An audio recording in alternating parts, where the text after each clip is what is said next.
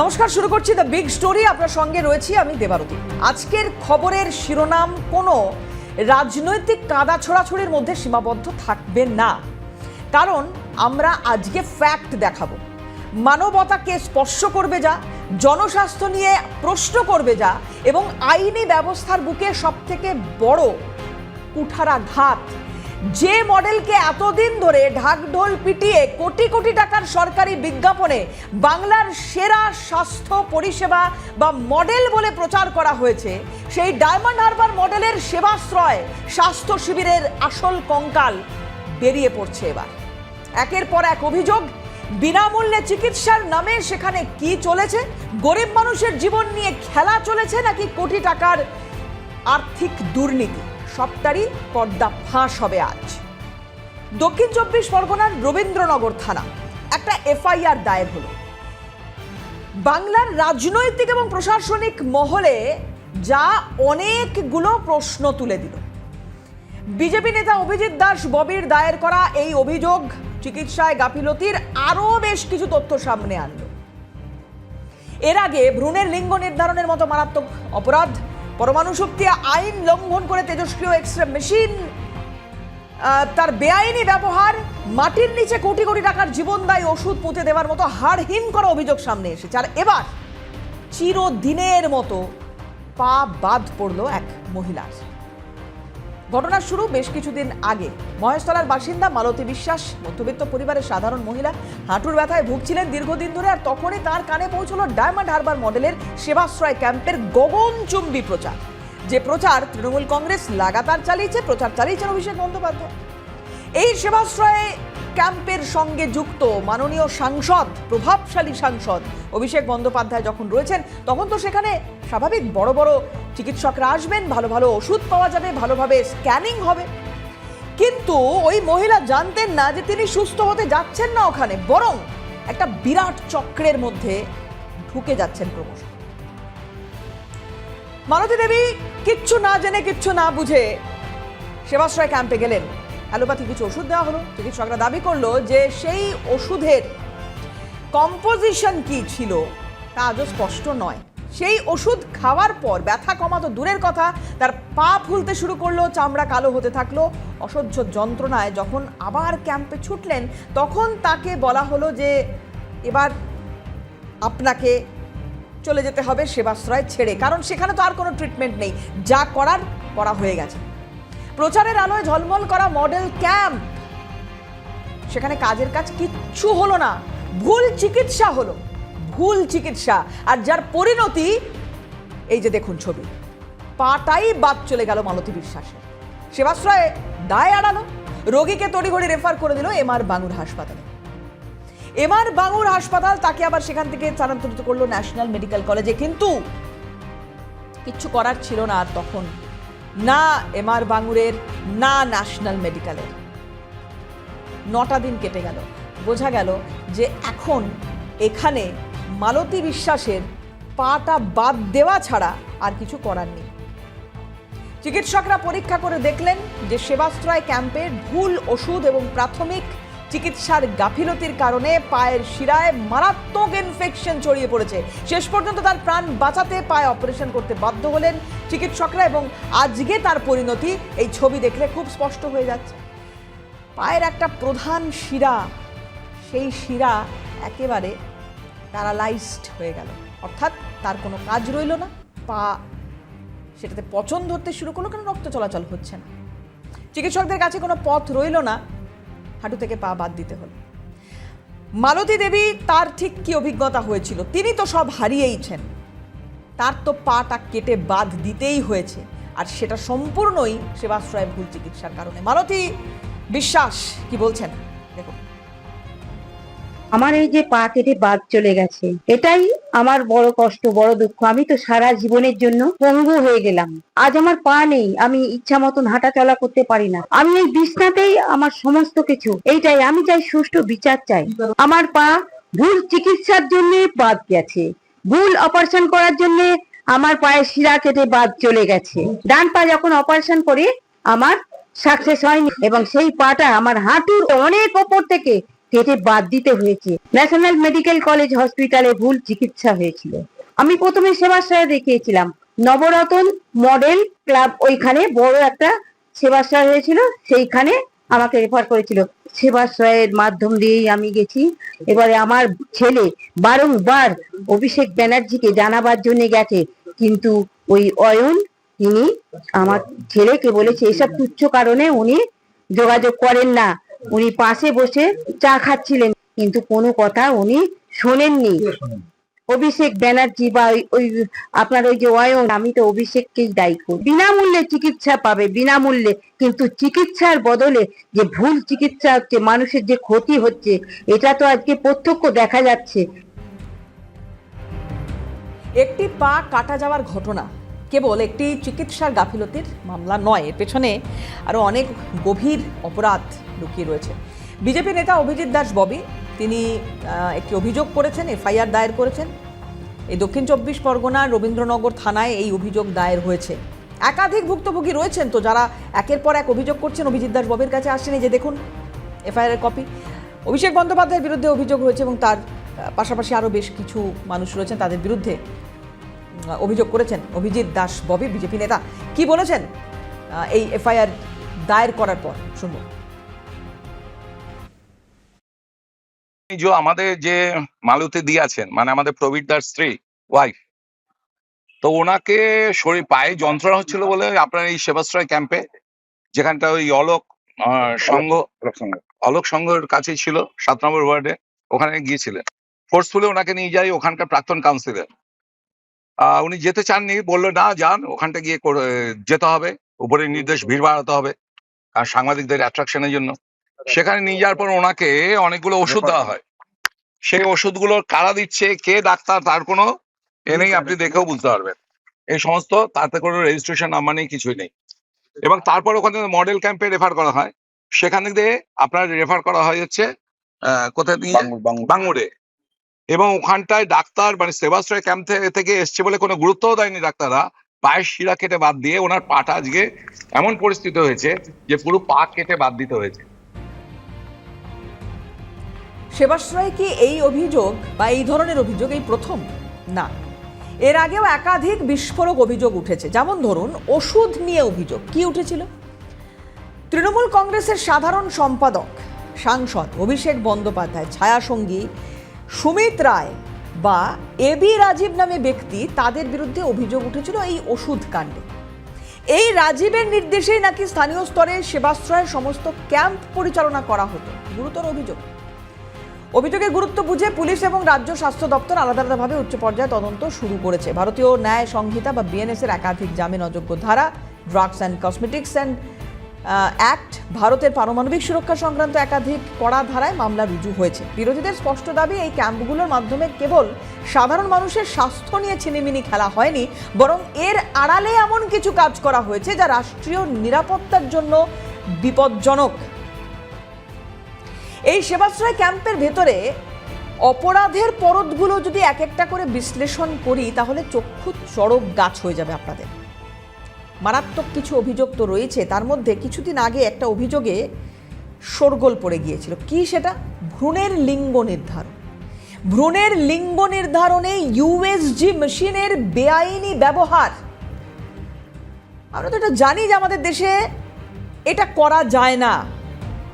সন্তানের লিঙ্গ নির্ধারণ করা আইনত সম্পূর্ণ নিষিদ্ধ এবং শাস্তিযোগ্য অপরাধ।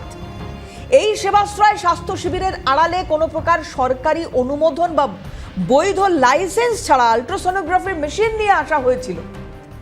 গর্ভবতী মহিলাদের গোপনে ভ্রূণের লিঙ্গ পরীক্ষা করা হতো। মারাত্মক অভিযোগ। আর অপরাধের তালিকা তো এখানেই শেষ নয়। কিছুক্ষণ আগে যে কথা বলছিলাম, ডায়াগনস্টিক সরঞ্জাম ব্যবহারের নামে যা করা হয়েছে, তেজস্ক্রিয়তা ছড়াতে পারে এমন এক্সরে এবং ইসিজি মেশিন কোনো প্রকার অ্যাটমিক এনার্জি রেগুলেটরি বোর্ড বা AERB-র ছাড়পত্র ছাড়া যত্রতত্র ব্যবহার করা হয়েছে, এমন অভিযোগ উঠেছে। একটি এক্সরে মেশিন যেখানে চালানো হয় সেই ঘরের দেওয়াল সীসা বা লেড দিয়ে তৈরি করতে হয় যাতে রেডিয়েশন বা তেজস্ক্রিয়তা বাইরে না ছড়ায়। কিন্তু সেবাশ্রয় ক্যাম্পে, জনবহুল এলাকায়, খোলা জায়গায় জাস্ট একটা প্যান্ডেল খাটিয়ে, মাথার উপর ত্রিপল খাটিয়ে সাধারণ মানুষ, শিশুদের সামনে এই তেজস্ক্রিয় সরঞ্জাম চালানো হয়েছে। এবার যে কেলেঙ্কারি কথা আপনাদের বলবো তা হচ্ছে প্রমাণ লোপাট। কোটি কোটি টাকার আর্থিক দুর্নীতির অভিযোগ উঠছে। মারাত্মক অভিযোগের এখানে শেষ নয়। পুলিশ এবং স্বাস্থ্য দপ্তর তদন্তের তোড়জোড় শুরু করতেই নাকি ডায়মন্ড হারবার সরিষার হিঞ্চাবেড়ি এলাকায় অদ্ভুত দৃশ্য দেখছে সাধারণ মানুষ। রাতের অন্ধকারে মাটি খুঁড়ে বস্তা বস্তা মূল্যবান জীবনদায়ী ওষুধ পুঁতে দেওয়া হচ্ছে। স্থানীয় মানুষ যখন সেই জায়গায় যান তখন তো চক্ষু চড়ক গাছ, কারণ এই ওষুধগুলোর মধ্যে অ্যান্টিবায়োটিক, হার্টের ওষুধ, জীবনদায়ী ড্রাগ, যার প্রতিটার গায়ে সেবাশ্রয়ের লোগো জলজল করছে। পারুলিয়া এলাকা, সেখানে তৃণমূল নেতার বাড়ি রেড করে পুলিশ এবং কেন্দ্রীয় বাহিনী আরো কয়েকশো পেটি ওষুধ আবিষ্কার করছে, উদ্ধার করছে। তো অভিযোগের তালিকা তো দীর্ঘ। ডাক্তার, তার নিজস্ব রেজিস্ট্রেশনওয়ালা কোনো প্যাড নেই। ওষুধ, সেই ওষুধ কোথা থেকে এলো, কেন এলো, সেই ওষুধ কিসে ব্যবহার হচ্ছে তার কোনো নির্দিষ্ট মাপকাঠি নেই। ভ্রূণের লিঙ্গ নির্ধারণের মতো মারাত্মক অভিযোগ উঠছে। পা কেটে বাদ পড়ে যাচ্ছে, রেডিয়েশন ছড়ানোর মতো অভিযোগ উঠছে। এই একটার পর একটা অভিযোগকে সামনে রেখে, বিশেষ করে আমি বলবো যে যদি এটা সত্যি হয়ে থাকে, যদি ভ্রূণের লিঙ্গ নির্ধারণ হয়ে থাকে, তাহলে তার দায় কার? বিশিষ্ট চিকিৎসক রঞ্জন ভট্টাচার্যের সঙ্গে কথা বলেছিলাম, কি বলেছেন তিনি শুনবো। পিসিপিএনডিটি অ্যাক্ট যেটা রয়েছে 1994 সালে, সেখানে গর্ভাবস্থায় ভ্রূণের লিঙ্গ কি সেটা যদি বলা হয়, তাহলে সেই চিকিৎসক এবং সেই নার্সিংহোম তাদের কিন্তু একটা দৃষ্টান্তমূলক শাস্তি হবে এবং জরিমানা হয়। এবার সেবাশ্রয় একটা খোলা আকাশের নিচে পরিকল্পনা, খোলা আকাশের নিচে তার কোনো লাইসেন্সিং অথরিটি থাকছে না এবং তার সাথে পিসিপিএনডিটি রুল নেই। তার এইআরবি বলে একটা জিনিস হয়, অ্যাটমিক এনার্জি রিসার্চ ব্যুরোতে তার রেডিয়েশন এক্সপোজার যদি কোনো তেজস্ক্রিয় বিকিরণ ঘটে, যেমন আমরা এক্স রে বা সিটি স্ক্যানের ক্ষেত্রে বলি, সেগুলোর জন্য কোনো নিয়মাবলী মানা হয়নি। এবার একটা ভ্রূণলিঙ্গ যদি করা হয়, জানানো হয়, তাহলে তো তার থেকে বহু টাকা সেটা আয় করা সম্ভব। এবার সেবাশ্রয়ের মতো খোলা মাঠের জায়গায় সেখানে কারা সোনোলজিস্ট ছিলেন সেটাও দেখতে হবে। কারণ আমার যথেষ্ট ডাউট আছে যে এমডি রেডিও ডায়াগনোসিস বা ডিএমআরডি যে স্বীকৃত ডিগ্রি, সেগুলো না করে অনেকের সার্টিফিকেট কোর্স অথবা হয়তো কেউ ট্রেন্ড বা এআই জেনারেটেড রিপোর্টগুলো দেওয়া হয়েছে। এবং এই ছাড়াও এই যাদের মাধ্যমে হয়তো যোগসাজশ করে কিছু হয়তো যারা চিকিৎসক রয়েছেন তাদেরকে অসাধু উপায়ে বা প্রভাবিত করে ভয় দেখিয়ে হয়তো ভ্রূণলিঙ্গ করা হতে পারে নির্ধারণ করা, এবং তার থেকে যে বিরাট অন্তর্তদন্ত এবং এটা একটা অত্যন্ত কঠোরতম নিন্দনীয় এবং শাস্তিযোগ্য এবং জরিমানা সাপেক্ষ অপরাধ। তাই সেবাশ্রয়ের বিভিন্ন জায়গায় আমরা দেখতে পেয়েছি ওষুধগুলোকে ডাম্পিং করা হয়েছে, ভুয়ো চিকিৎসক দেওয়া হয়েছে, ফার্স্ট সেকেন্ড ইয়ারের হোমিওপ্যাথি, আয়ুর্বেদ, ডেন্টালের স্টুডেন্টদের দিয়ে করা হয়েছে। এবং তাছাড়াও যেভাবে এই যে পরিকল্পনা মাফিক যে একটা অল্টারনেটিভ মডেল করে হয়তো কালো টাকাকে সাদা টাকার দিকে নিয়ে যাওয়ার জন্য একটা চক্র, এটা কিন্তু হতে পারে, যা তদন্ত স্বাস্থ্যমন্ত্রী করেছেন, এবং কেঁচো ঘুরতে কেউটে না বেরিয়ে যায়, এটাই আমাদের আশঙ্কা। এবং যথোপযুক্তভাবে তদন্ত হয়ে দৃষ্টান্তমূলক শাস্তির দাবি আমরা করি। চিকিৎসার নামে একের পর এক অভিনব জালিয়াতি করা হয় এই ক্যাম্পগুলোতে। সিনিয়র চিকিৎসকদের একাংশ এবং এফআইআর এর তথ্য অনুযায়ী বিভিন্ন সরকারি মেডিকেল কলেজের ইন্টার্ন বা এমবিবিএস পড়ুয়া যারা কখনো ডাক্তারের চূড়ান্ত ডিগ্রি পাননি, তাদের উপর রাজনৈতিক প্রভাব খাটিয়ে বা ভয় দেখিয়ে এই ক্যাম্পগুলোতে নিয়ে আসার অভিযোগ রয়েছে। সাধারণ রোগীদের বিভ্রান্ত করতে এই অনভিজ্ঞ পড়ুয়াদের প্রেসক্রিপশনে বিশেষজ্ঞ বা সিনিয়র চিকিৎসক হিসেবে বা স্পেশালিস্ট পরিচয় দেওয়া হতো। এমনকি হোমিওপ্যাথি এবং আয়ুর্বেদ চিকিৎসকদের বসিয়ে তাদের দিয়ে জোর করে অ্যালোপ্যাথি তার ট্রিটমেন্ট করানো হতো। বুঝতে পারছেন, মানুষের জীবন নিয়ে ছিনিমিনি খেলা, সেটা তো শিল্পের পর্যায়ে নিয়ে গিয়েছিলেন এই ডায়মন্ড হারবার মডেলের যিনি গডফাদার। যদি এই প্রত্যেকটা অভিযোগ সত্যি হয়ে থাকে, যদি এটা হয়ে থাকে যে এর জন্য প্রাণহানির মতো ঘটনা, পা বাদ পড়েছে, ভ্রূণের লিঙ্গ নির্ধারণের অভিযোগ, এগুলো যদি সত্যি হয়ে থাকে, আগামী দিনে যখন তদন্ত প্রক্রিয়া সম্পূর্ণ শেষ হবে, তখন এই মানুষগুলো যা যা হারিয়ে গেল তা তো আর খুঁজে পাচ্ছেন না, তা তো আর ফিরে পাচ্ছেন না। কি হবে? আর যারা এই ঘটনার জন্য দায়ী, ওই যে 3টে নাম বলছিলাম, অভিষেক বন্দ্যোপাধ্যায়ের 2জন ছায়াসঙ্গীর কথা বলছিলাম, এরা পালিয়ে পালিয়ে বেড়াচ্ছেন, দীর্ঘদিন ধরে পালিয়ে পালিয়ে বেড়াচ্ছে।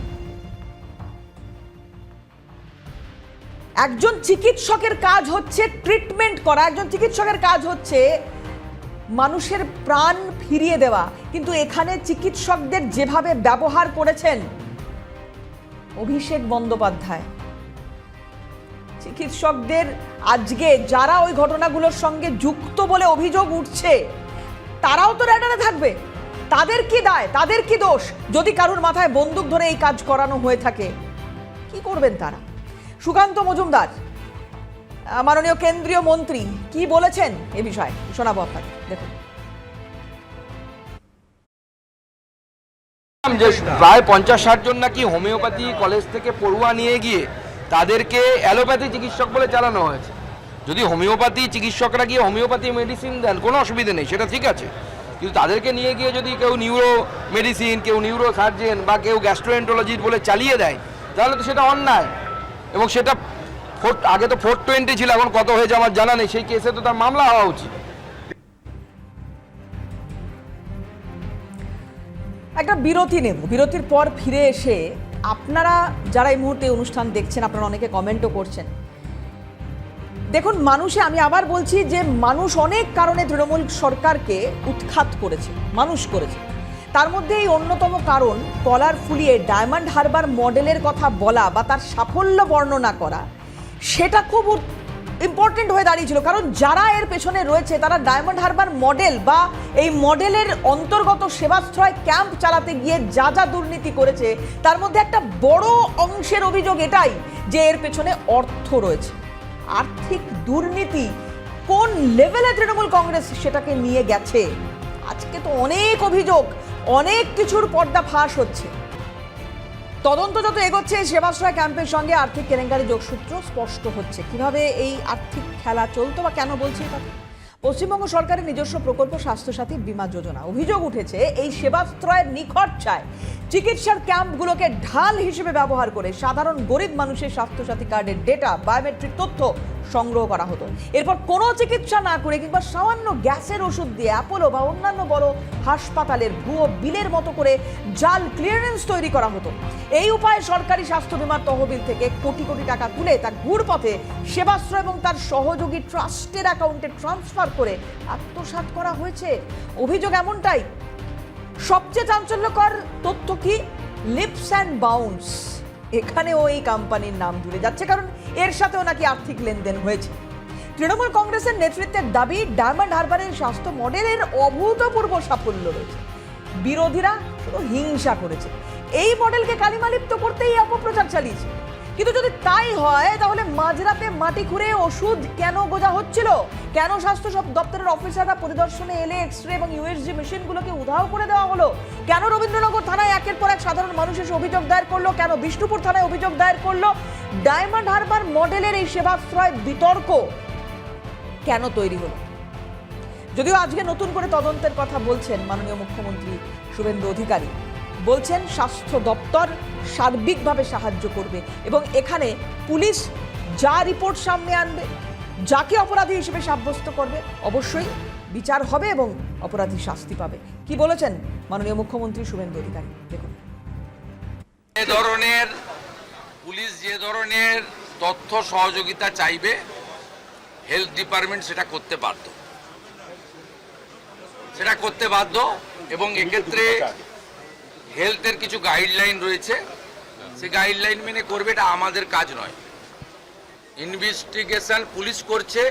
আর প্রধান সচিবকে আমি সামনে বলে যাচ্ছি, দুই মন্ত্রীর সামনে, যে ধরনের তথ্য তারা চাইবে কেউ লোকাবে না, সমস্ত তথ্য প্রপারলি ফটোকপি তাদের দিয়ে দেবে। তা খুব পরিষ্কার রয়েছে, অ্যাক্ট অনুযায়ী কাজ হবে। মালতী বিশ্বাস এই যে আজকে মহিলা সামনে আসছেন, মুখ খুলছেন, এতদিন বলতে পারেননি কিছু, এতদিন পুলিশও তৃণমূল কংগ্রেসের কথা শুনে কাজ করেছে, করতে বাধ্য হয়েছে। এই মহিলা নিজের পায়ে আর কোনোদিন দাঁড়াতে পারবেন না, হাঁটতে পারবেন না, এইভাবেই তার বাকি জীবনটা কাটবে। কিন্তু এই পঙ্গুত্বের দায় কার? সেই নেতার যিনি এই ক্যাম্পের গডফাদার। আইন তার নিজের পথে চলবে, পুলিশ স্বাস্থ্য দপ্তর তদন্ত করছে। হয়তো আর্থিক দুর্নীতির প্রমাণ সামনে এলে বা যা যা অভিযোগ এখন অবধি সামনে এসেছে, ইডি তাদের মতো করে তদন্ত করবে, কারণ এই ডিপার্টমেন্ট সম্পূর্ণ এনফোর্সমেন্ট ডিরেক্টরেটের দেখার কথা। কিন্তু বাংলার মানুষ হিসেবে যে প্রশ্ন আমরা তুলব বা সাধারণ মানুষ যেটা জানতে চাইবে, যে আমাদের জীবন নিয়ে রাজনীতি করা হলো, যদি এই অভিযোগ সত্যি হয়ে থাকে তাহলে গিনিপিগ হিসেবে ব্যবহার করা হলো। ওষুধ, ইকুইপমেন্ট, এই সমস্ত কিছু যাদের ওপর অ্যাপ্লাই করা হলো, আজকে তারা বিচার করে দিয়েছে আপনাদের। ফলে এই ঘটনা আগামী দিনে আর ঘটবে না, এই গ্যারেন্টি এই সরকার তো দিচ্ছেই, স্বাস্থ্য ব্যবস্থাকে ঢেলে সাজানোর কথা বলছেই, এবং বিচার হবে অপরাধীদেরও, সেই আশ্বাসও মাননীয় মুখ্যমন্ত্রী শুভেন্দু অধিকারী দিয়েছেন। আজকে দ্য বিগ স্টোরি এখানেই শেষ করছি। অন্যান্য খবরের জন্য চোখ রাখুন।